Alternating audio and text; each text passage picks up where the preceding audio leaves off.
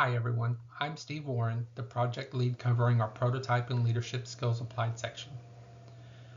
Our project explores how degree bias, the tendency to favor formal education over proven skill, affects hiring and leadership development. Credential bias happens when employers value college degrees more than real-world know-how. This bias can block experienced workers from promotions or jobs they're fully capable of doing.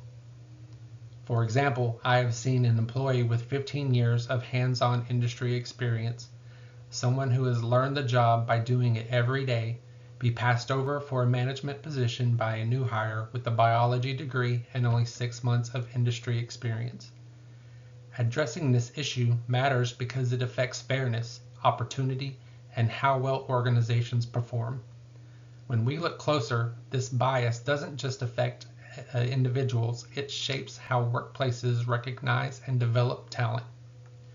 Understanding the problem is only the first step. Our prototype shows how leadership can turn awareness into action and build fair evaluation practices. Credential bias limits opportunity when experience is undervalued. Our project responds by helping leaders recognize and correct that bias. Our prototype is a simple training tool that helps leaders practice fair decision making.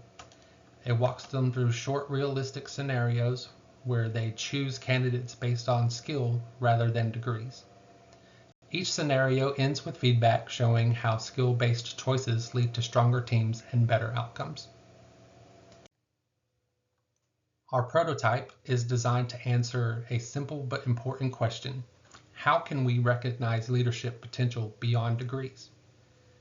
It's built around real-world scenarios that measure communication, ethical decision-making, and adaptability, skills that define effective leaders.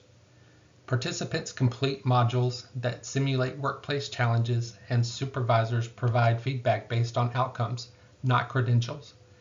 This makes leadership development measurable, fair, and inclusive.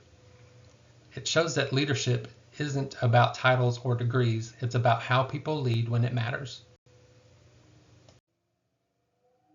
Our prototype does not just measure leadership, it develops it. Collaboration is built into the process. Participants work through real scenarios that require teamwork, communication, and ethical decision making. This approach answers a key question. Can leadership be taught through experience? The evidence says yes. When people engage in shared problem solving, they practice the very skills that make them effective leaders: empathy, adaptability, and accountability. Next, we'll look at how these leadership principles connect to our prototype and the results they produce. Our prototype does not just teach fairness, it depends on leadership. Leaders must model authentic decision-making, challenge bias, and guide others toward equitable practices. This requires more than awareness. It calls for active leadership that changes culture. 4 leadership approaches support this work. Authentic leadership, leading with transparency and self-awareness to build trust. Transformational leadership, inspiring others to value skill and growth over credentials. Servant leadership, putting people's development first. And adaptive leadership, adjusting to new ways of evaluating talent.